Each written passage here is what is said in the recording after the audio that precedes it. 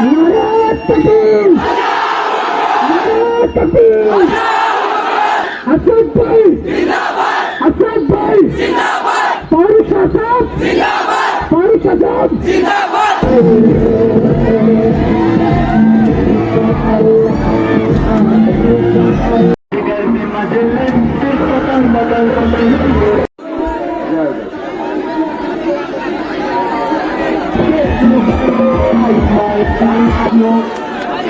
मुझे लग रहा है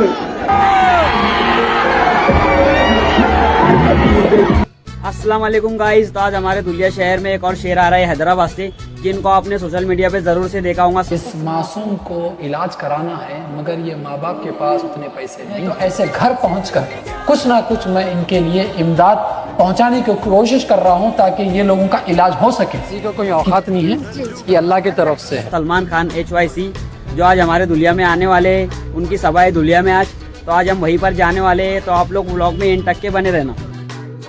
दीपक भाई के पास कटिंग बना के हम लोग सीधा निकल जाते हैं सभा में।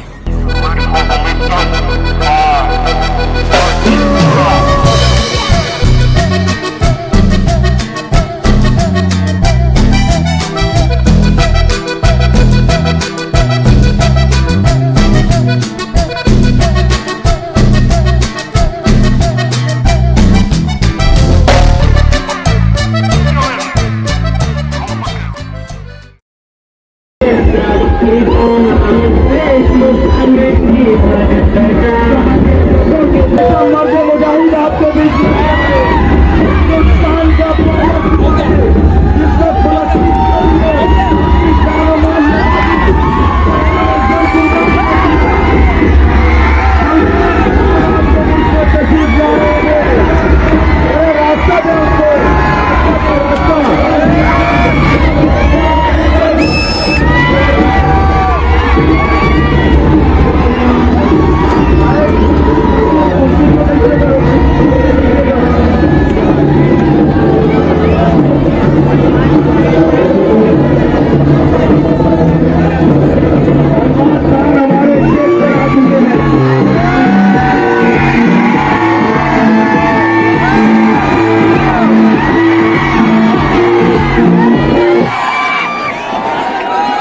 लोगों से गुजारिश है कि आप अपनी अपनी जगह बैठ जाएं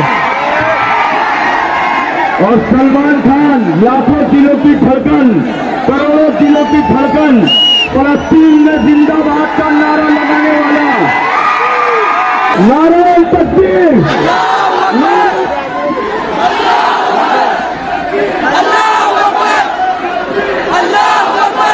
रास्ता दिया जाता है। तमाम लोगों से गुजारिश है कि बैठ कर सुनो। सलमान खान आपके बीच में आ रहे हैं। सलमान खान आपसे रूबरू खिताब फरमाने के लिए आ रहे हैं। आपसे मोहतरमाना गुजारिश है। अस्सलाम वालेकुम रहमतुल्लाहि व बरकातुहू। वालेकुम अस्सलाम व रहमतुल्लाह। मैं यहाँ पर जो मंजर देख रहा हूँ और जो मोहब्बत देख रहा हूँ ऑल इंडिया मजलिस इत्तेहादुल मुस्लिमीन के लिए, मैं ये धुलिया नहीं बल्कि अपना शहर हैदराबाद देख रहा हूँ। मंजिल तो मिलेगी भटक कर ही सही, मंजिल तो मिलेगी भटक कर ही सही, गुमराह तो वो लोग हैं जो घर से निकले ही नहीं। मैं यहाँ पर आया हूँ तो आप लोगों की मोहब्बत में आया। मैं यहाँ पर आया हूँ तो एक इत्तेहाद का पैगाम देने के लिए आया हूँ। आज हिंदुस्तान में हमने देखा कि किस तरह से हमको तकलीफें दी जाती है साजिशों के तहत। आप लोग वाकिफ हैं हिंदुस्तान में क्या क्या हो रहा है? वाकिफ हिंदुस्तान में कैसा हो रहा, कैसा कर रहे? आज हम देखते हैं कि हर तरफ मुसलमानों को तोड़ने की साजिश होती है, उनको बांटने की साजिश होती है। और जब हमारे रसूलुल्लाह की शान में गुस्ताखी होती है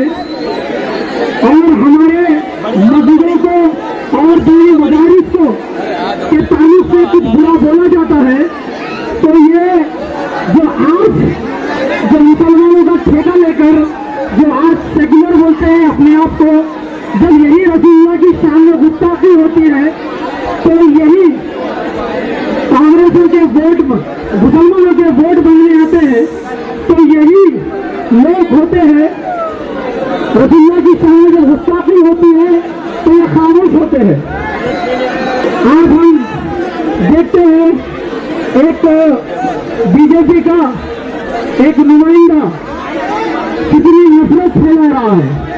आप लोगों को शायद देखा होगा या नहीं देखा होगा, मैंने वो वीडियो देखी है यहाँ के बीजेपी के नुमाइंदे की, कि वो खुले अल्फाजों में कह रहा है कि जब वो जीत जाएगा तो यहाँ के मुसलमानों के घरों को तोड़ देगा।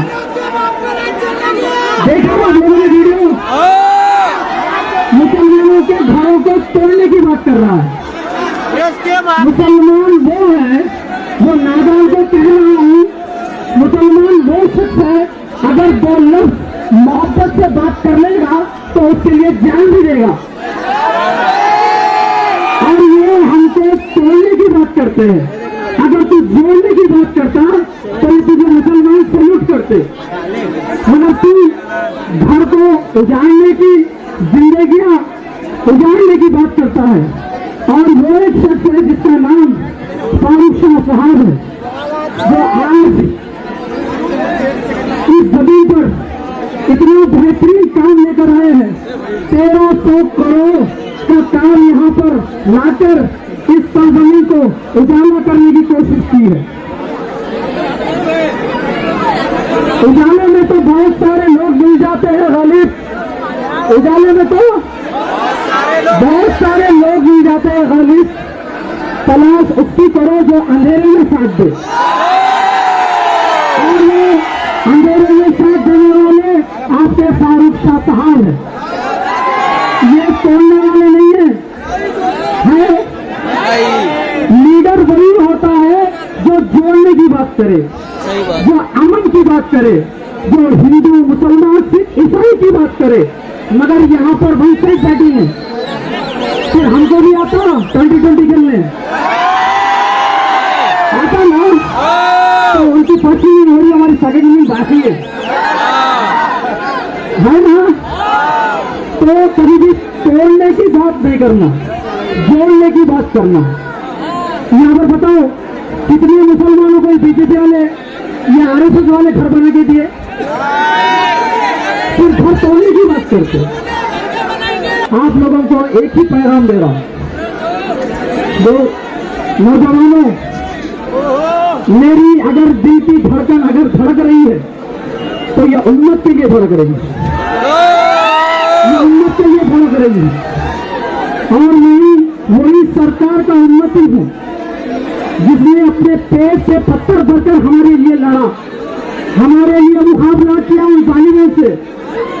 आज वो जालिम हमको डराने की बात करते हैं, घर तोड़ने की बात करते हैं, मस्जिदें गिराने की बात करते हैं, मुसलमानों को मोहम्मद सिंह के नाम पर डराते हैं।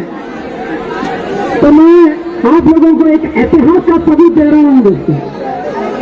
मैं आप लोगों से एक ही चीज मांग रहा हूं, आपका साथ इंशाअल्लाह देने साथ आवाज की आ रही है, देंगे इंशाअल्लाह, बालकनी वाले देंगे, ऊपर वाले देंगे, फारूक शाह को जिताने वाले हैं ना, इंशाअल्लाह इंशाअल्लाह। उनके टकरा कर मुसीबतों को आप पीछे मुड़ना पड़ेगा, हमसे टकरा कर मुसीबतों को पीछे हटना पड़ेगा, झुकाएंगे आसमान, चाहे आसमान से ऊपर उड़ना पड़ेगा।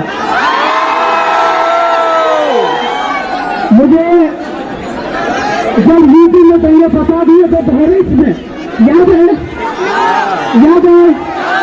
बहरीच में बता दिए, मैं एक उन्नति होने के नाते, एक जमात का एक जिम्मेदार सिपाही होने के नाते, एक जमात का जिम्मेदार सिपाही होने के नाते वही शेर का सिपाही जिसे हम असद की वजह से चाहते थे, इसके नाते मैं बहरीन जाता हूँ, मगर ये टकले की पुलिस मुझे रोक देती है। और एक दर्द था, ये जमात का सिपाही कह रहा हूँ, ये जमात का सिपाही कह रहा है, एक जिम्मेदार होने की हैसियत से बहरीन जाता हूँ उनकी तकलीफ को देखकर, उनकी बेबसी को देखकर, उनकी मजबूरी को देखकर, उनके परेशानी को देखकर, मगर ये टकले की पुलिस मुझे रोक देती है। हम वो जमात से ताल्लुक रखते हैं जहाँ पर शेरों का कबीला होता है। आसमान के रास्ते से मैं आया था, मुझे रोक कर भिजा दिया गया, मगर ये लोग भूल गए मैं जमीन के रास्ते से भी जा सकता हूँ। आपका जब मकसद एक होता है तो अल्लाह का साथ भी होता है। और अल्हम्दुलिल्लाह मैं वहां पर पहुंचकर अल्लाह के बदले से उनकी खिदमत भी किया। एक जोरदार नारा बेहतरीन, इंशाअल्लाह ये दिल्ली के जन आवाज और ये आवाज जीतती रहेगी, इंशाअल्लाह जीतती रहेगी। बता दो इंशाअल्लाह ये दुनिया वाले अब धोकर मानेंगे इंशाअल्लाह, और ऐसा धोएंगे फिर कभी ये लोग हमारे ख्वाब के बारे में भूलने के लिए हिम्मत नहीं करेंगे। नारे तकबीर, नारे तकबीर, अल्लाह असद भाई, असद भाई, फारूक साहब, फारूक साहब, माजिद भाई, माजिद भाई,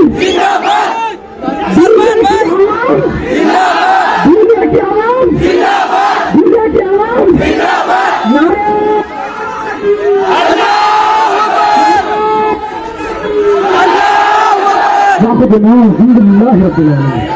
माजिद हितेश साहब आपके दरमियान में।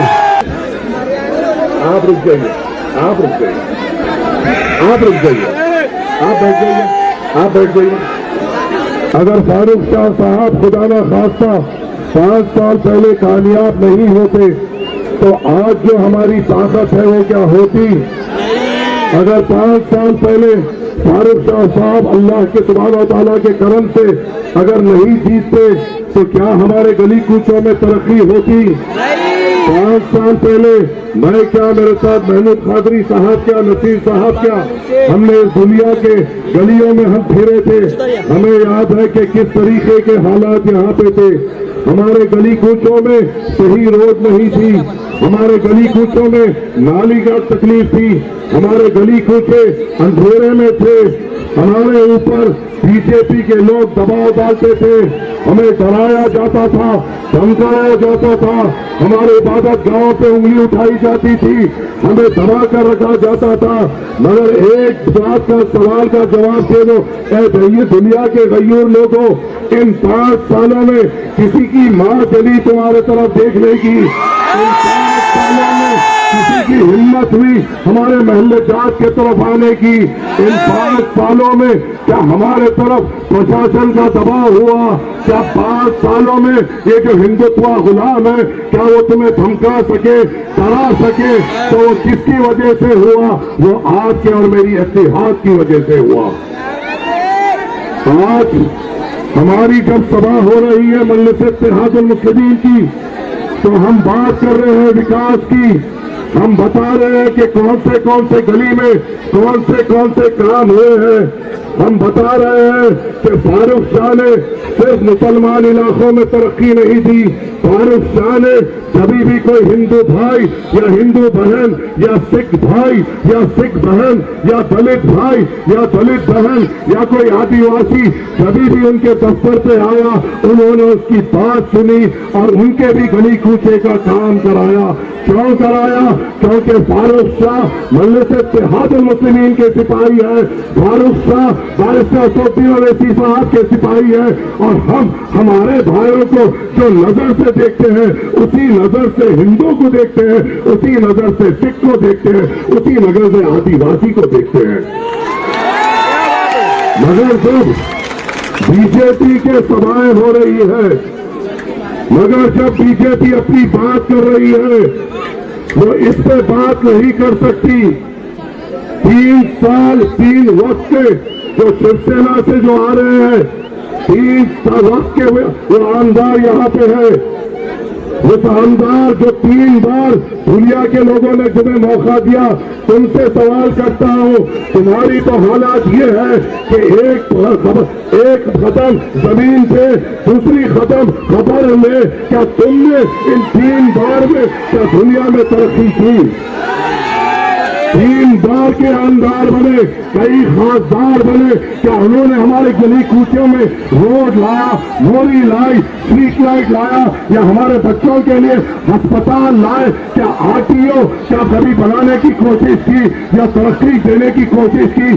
कभी नहीं की। जब भी बात करे तो हिंदू की बात करे, मुसलमान की बात करे, कब्रिस्तान की बात करे, शमशान की बात करे, विकास की बात कोई नहीं किया। तो आज जब बीजेपी की जब सभा हो रही है तो उनका यहाँ पे जो उम्मीदवार है वो ठहर कर कह रहा है कि मैं गरीबों के महल जात पर बुलडोजर चलाऊंगा।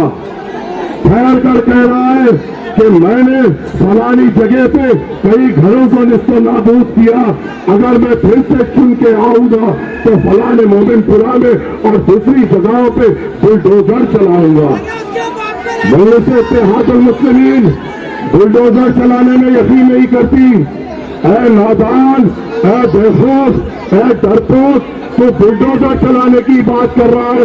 मैं यहाँ पे ठहरकर वादा कर रहा हूँ, अगर फारूक शाह जीतेंगे, हम हमारे हिंदू भाइयों के इलाकों में बुलडोजर नहीं चलाएंगे, रोड चलाएंगे, नहीं चलाएंगे, क्योंकि हमारी तालीम ये है, लकुम दीनुकुम वलिया दीन, मेरा दीन मेरे साथ, उनका दीन उनके साथ, हम तफरीका बजा नहीं करते। मगर ये बात भी याद रख ले, बीजेपी के डरपोक गुलाम, अगर तू ये सोचता है तो बुलडोजर चलाएंगे, तो ये बचपा भी हाथों में चूड़ी पहनकर नहीं बैठा। हमें आता है हमारे घरों की हिफाजत करना, हमें आता है हमारी खौफ की हिफाजत करना, हमें आता है एकजुट होकर ठहरना। मगर बात तो ये है कि हमें हिंदू मुसलमान के नाम पर डराया जा रहा है, तोड़ा जा रहा है, धमकाया जा रहा है। मगर हमारे सामने फारूक शाह है जो एक विकास का केंद्र है और ऐसा शख्स है जिसने 1300 करोड़ के काम दुनिया शहर के लिए किए, और मुझे उम्मीद है अगर और 5 साल वो रहेंगे तो इंशाल्लाह दुनिया शहर में और तरक्की होगी। मेरे भाइयों, मेरे एक बात का जवाब दे देना, बेशक इज्जत और जिल्लत अल्लाह के तरफ से होती है, औहदे भी अल्लाह के तरफ से मिलते हैं, खिदमत भी जिसे अल्लाह चुनता है वही कर पाता है। फारूक शाह है तो क्या हमारे महल्ले जात हिफाजत में नहीं है? अगर फारूक शाह है तो हमारे गलियों में क्या तरक्की नहीं आएगी? अगर फारूक शाह है तो हमारे इबादत गांव की हिफाजत करने एक सिपाही है या नहीं है? अगर फारूक शाह है तो हमारे मदरसों की हिफाजत करने हमारे पास सिपाही है या नहीं है? अगर फारूक शाह है तो कोई क्या हिंदुत्व का, आरएसएस का, विश्व हिंदू परिषद का क्या हमारे तरफ आंख उठा के देख सकता है? अगर फारूक शाह है तो क्या हमारे नौजवानों को हौसला नहीं है? अगर फारूक शाह है तो हमारे पास अच्छे अस्पताल आएंगे या नहीं आएंगे? अगर फारूक शाह है तो क्या हमारे पास अच्छे स्कूल आएंगे या नहीं आएंगे? अगर फारूक शाह है तो दुनिया शहर और विकास करेगा या नहीं करेगा? अगर बीजेपी आएगी तो क्या विकास होगा? अगर बीजेपी या शिवसेना के गुलाम आएंगे तो क्या सुन मिलेंगे? ये बात हमने तय कही है और हमें यकीन है हमारा हिंदू जो सेकुलर भाई है वो भी विकास के नाम पर फारूक शाह को वोट देते हुए दुनिया की तरक्की को वोट देगा इंशाअल्लाह ताला। मगर उसके लिए हमें जोश के साथ होश में भी काम करना है। ये बात तो तय है कि हमें हमारे एक एक वोट का इस्तेमाल करना है। मेरी बात कान खोलकर सुन लो और अपने दिलों में बिठा लो मेरे भाई। अगर घर में शादी रहेगी और तुम्हारा वोट नहीं पड़ेगा तो वो बीजेपी को वोट करने के बराबर है। अगर घर में मसरूफियात है और तुम्हारा वोट नहीं पड़ेगा तो बीजेपी को एक वोट पड़ने के बराबर है। अगर घर में 10 वोट है और सिर्फ तुम 9 वोट डालोगे तो वो एक वोट बीजेपी को गिनने के बराबर है। एक एक वोट की अहमियत है। दुनिया अगर जीतना है तो हमें 100% पोलिंग परसेंटेज करना पड़ेगा तभी हम दुनिया जीत पाएंगे। और हमारे बीच में थोड़े अखिलेश यादव के दलाल भी आ रहे हैं। साइकिल पे दोनों टायर पंक्चर हैं, गम के पैंडल मार लेते हुए आ रहे हैं। मेरे भाइयों, एक बात मेरी गौर से सुन लेना। यहाँ पे कोई ना कोई मेरा एक भाई उत्तर प्रदेश का होगा। कई लोग होंगे जो उत्तर प्रदेश से यहाँ पर आए हैं।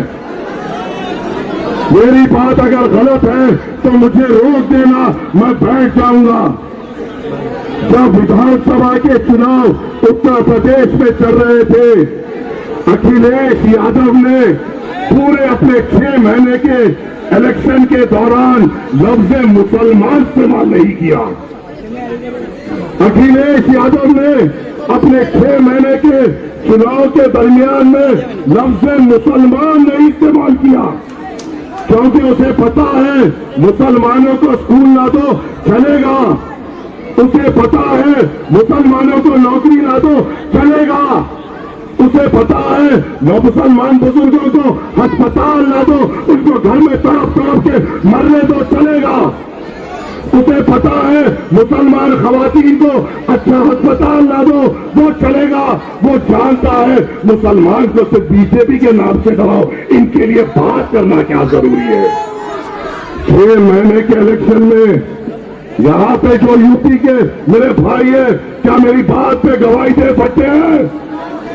6 महीने के इलेक्शन के कैंपेन में अखिलेश यादव ने लफ्ज मुसलमान नहीं इस्तेमाल किया और आज उसका बंदा वो या गोटे बोलते हैं, हमारे हैदराबाद में तोते बोलते हैं, वो तोते और वो नरेंद्र मोदी का पैसा लेकर आपके मेरे बीच में ये सोच कर आ रहा है कि दुनिया का ईमान कमजोर है, पैसे फेंको वोट लो और बीजेपी को जिताने आ रहा है। क्या आप उसकी कामयाब होने देंगे? आपका मुजाहरा करेंगे? मुजफ्फरनगर का फसाद याद है मेरे भाइयों? याद है? याद है। मुख्यमंत्री कौन था? मुख्यमंत्री कौन था? क्या नरेंद्र मोदी था? क्या योगी आदित्यनाथ था? या देवेंद्र फडणवीस था? कौन था? अखिलेश यादव। अखिलेश यादव के हुकूमत में मुजफ्फरनगर में हमारे बहनों की इस्मत रेजी की गई, नौजवान बच्चों का कत्लेआम किया गया। और तुम्हें मालूम है उस वक्त अखिलेश की पार्टी में कितने मुसलमान एमएलए थे, कितने मुसलमान आमदार थे? 60 मुसलमान आमदार थे। बस 60 मुसलमान वो आमदारों में इतनी हिम्मत नहीं थी कि जाके अखिलेश को बात कर सके। गुलाम थे। हमें गुलाम नहीं चाहिए, हमें फारूक शाह चाहिए। हमें गुलाम नहीं चाहिए, हमें वो चाहिए जो यतीम के सर पे हाथ रख सके। हमें गुलाम नहीं चाहिए, हमें वो चाहिए जो बेवा के आंसू पोंछ सके। हमें गुलाम नहीं चाहिए, वो चाहिए जो आने वाला खतरा अपने आप पे ले सके। हमें गुलाम नहीं चाहिए, हमें वो चाहिए जो अपने लिए अपने साथ साथ अपनी औलाद की कुर्बानी दे दे। इन 5 सालों में क्या आपने फारूक शाह को मेहनत करते हुए नहीं देखा? देखो तो आपके दरमियान में नहीं देखा? देखो हमारा क्या ईमान मजबूत है? तो हमारा ईमान क्या कहता है कि जब एक मजदूर मजदूरी करे, उसका पसीना सूखने से पहले उसे मेहनताना दे दो। तो फारूक शाह का मेहनताना क्या है? आपका वोट है और वो हमारा हक है। वो हमारा हक है जो आपको हमें देना पड़ेगा। हमने 5 साल आपके दरमियान में रहते हुए काम किया है, 5 साल आपकी खिदमत की है, दिनों रात नहीं देखे। फारूक शाह मुझसे कह रहे थे, माजिद भाई अल्लाह गवाह है कि मैंने एक दिन की भी छुट्टी नहीं ली। मुझसे फारूक शाह साहब कह रहे थे, माजिद भाई मैंने हमेशा आवाम के बीच में रहा। क्या ये बात सही नहीं है? तो हमारा फर्ज क्या बनता है? नौजवानों, आज तुम यहाँ पे बड़े जज्बात में हो। हम यहाँ पर आए हैं, महमूद कादरी साहब यहाँ पे है, नसीर साहब है, हुसैनी पाशा साहब है, सलमान है। कल हम नहीं रहेंगे, कल आप होगे और फारूक शाह रहेंगे। आपको संभालना है दुनिया को। हम सिर्फ यहाँ पर आए हैं कि हम जानते हैं कि फारूक शाह साहब ने ईमानदारी से, दियानतदारी से आप लोगों की खिदमत की है, और अगर फारूक शाह जीते तो हमसे बढ़कर खुशी कोई नहीं होगी। सदर मजलिस हर रोज फोन करते हैं, सऊदी ओवैसी साहब हर रोज फोन करते हैं, पूछते हैं दुनिया का हाल क्या है। क्या जवाब दो उनको? आप बोलो, क्या बोल दो कि हम एक है और हम ये जीत के दिखाएंगे इंशाअल्लाह। सऊदी ओवैसी साहब को कि हम इत्तेहाद का मिसाल देंगे, 100% पोलिंग कराएंगे और बारिश सऊदी ओवैसी साहब के हाथ मजबूत करेंगे। अरे मजलिस जब भी आती है, मजलिस जब भी आती है तो हमारे ऊपर नए नए इल्जाम लगते हैं। असदुद्दीन अवैसी साहब के बारे में कहा जाता है, ऐ मेरे बुजुर्गों, हमारा कसूर क्या है? हमने क्या गुनाह किया? तुम बता दो, आप मुझे बताओ। यहाँ पे कई नौजवान बैठे हुए हैं जो अपनी माँ के लत्ते जिगर हैं, जो अपने वालिद का हौसला है। अरे क्या जो यहाँ पे माहौल है, क्या उत्तर प्रदेश में भी वही है, गुजरात में भी वही है, कहीं पे भी दूसरे इलाकात में वही है? ये माहौल सिर्फ दुनिया में है और हैदराबाद में है। क्यों है? क्योंकि यहाँ पे आपके लिए मर मिटने वाली क़यादत मजलिस इत्तेहाद मुस्लिमीन है। हमारी शरीयत में दखलंदाजी की गई। कोई बोला कि ये साइकिल चलाने जो आ रहा है, क्या इसका अखिलेश यादव उठ के बोला? जब शरीयत में दाखिलत की गई, क्या लालू प्रसाद यादव के बेटों ने बात की या कांग्रेस के सरसेज गुलामों ने बात की? किसी ने बात की? बारिश सऊदी ओवैसी साहब ने बात की। वक्त बिट की तरमीम का मामला आया, बात करने वाले सऊदी ओवैसी साहब। ऐ नौजवानों, तुम आज या जोशो खरोश से हो, फोन निकालकर चीख मार रहे हो।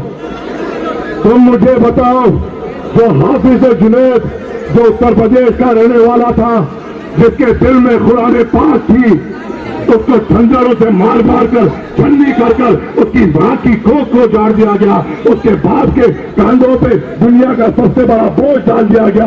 क्या किसी सेक्युलर जमात ने बात की? तेलू खान को मारा गया, क्या कोई सेक्युलर जमात ने अपनी जबान खोली? अखलाक को मारा गया, क्या कोई सेक्युलर जमात ने आवाज उठाई? हिंदुस्तान हरियाणा में 2 कलमा भाइयों को जिंदा जला दिया गया, उनकी मां को रोने पे मजबूर, उसके बाप को और उनके बच्चों को यतीम कर दिया गया। कोई सेक्युलर जमात ने बात की? तो किसने बात की? सऊदी ओवैसी साहब ने और मजलिस इत्तेहाद मुस्लिमीन ने बात की। ये हमें देखना है। ये जज्बे को बरकरार रखिए।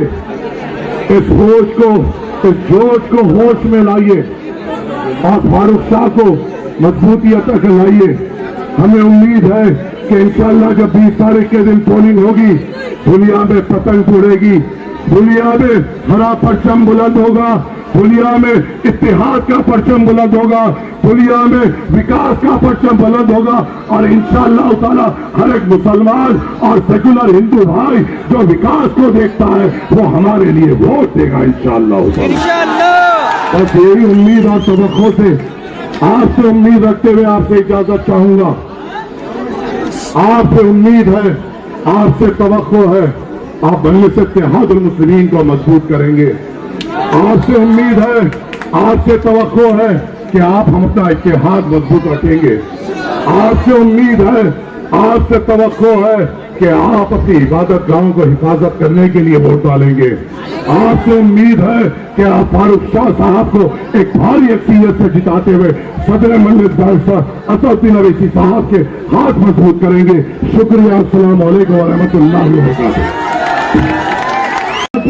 कि आप खामोशी के साथ हमारे आमदार साहब को चुने।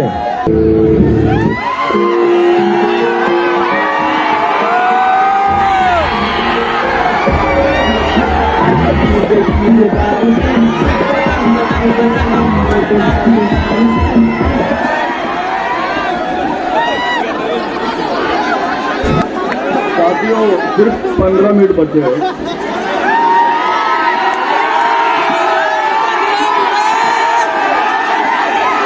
कि मैं रुका नहीं, 15 मिनट, मैं थका नहीं, किसी और के आगे झुका नहीं।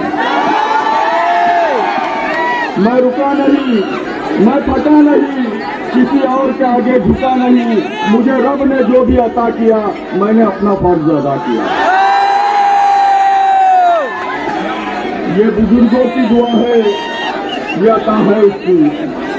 ये बुजुर्गों की दुआ है, ये अता है उसकी। सिर्फ अल्फाज के पत्थर नहीं फेंके मैंने, अपनी मेहनत से किया नाम जहां में रोशन। गैर की आग पे तलवे नहीं फेंके मैंने।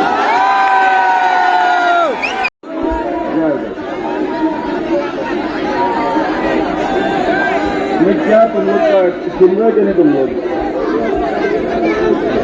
अरे भाई पता नहीं, सही बात है, लेकिन तुम इत्मीनान तो रखो। आप लोगों ने देखा साथियों कि जो हमारे कब्रिस्तानों के हालात थे कि हमारे बुजुर्गों की कब्रों की बेहुरमती हुआ करती थी।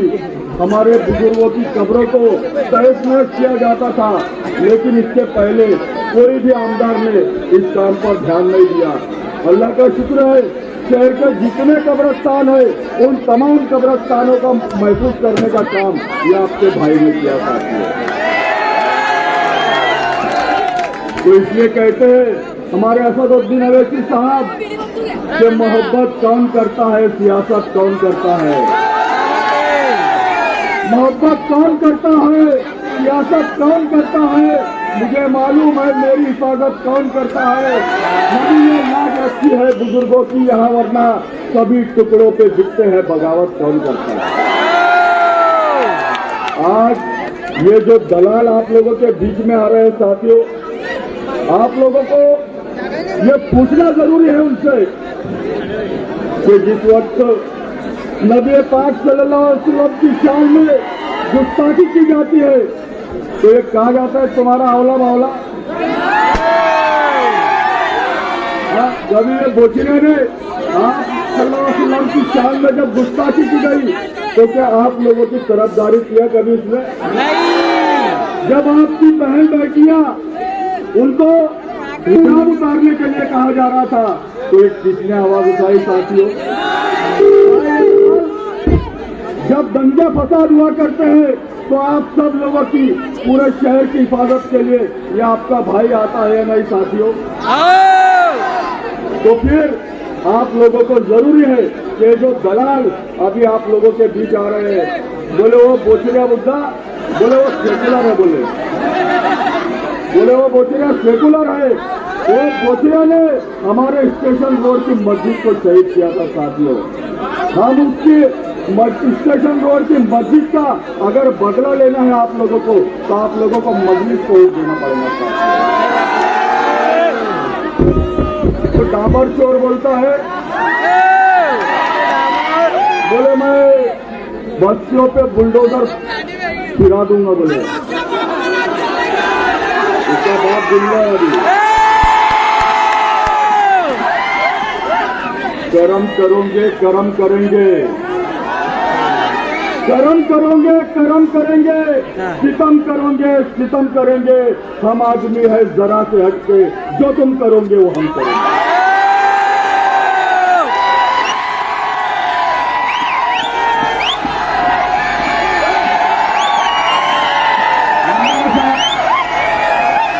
और सभी लोग आपको सलाम करें, इस्तेमाल करें।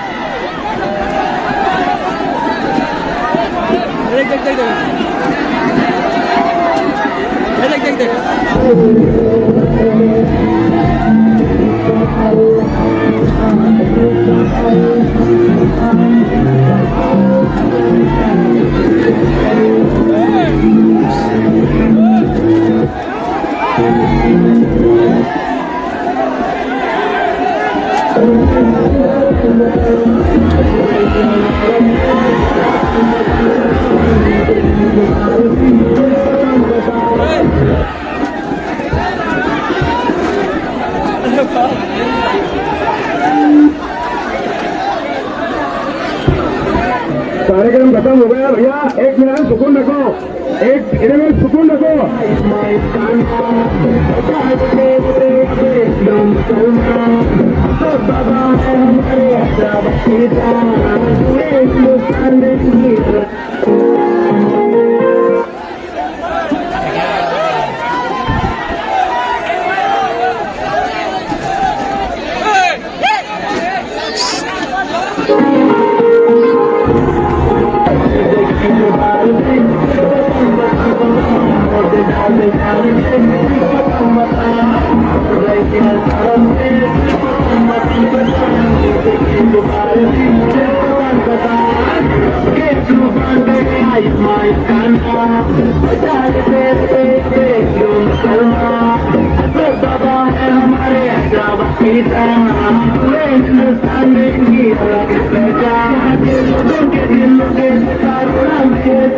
तो गाइस सभा हो चुकी है खत्म, मैं आ चुका हूँ घर पे।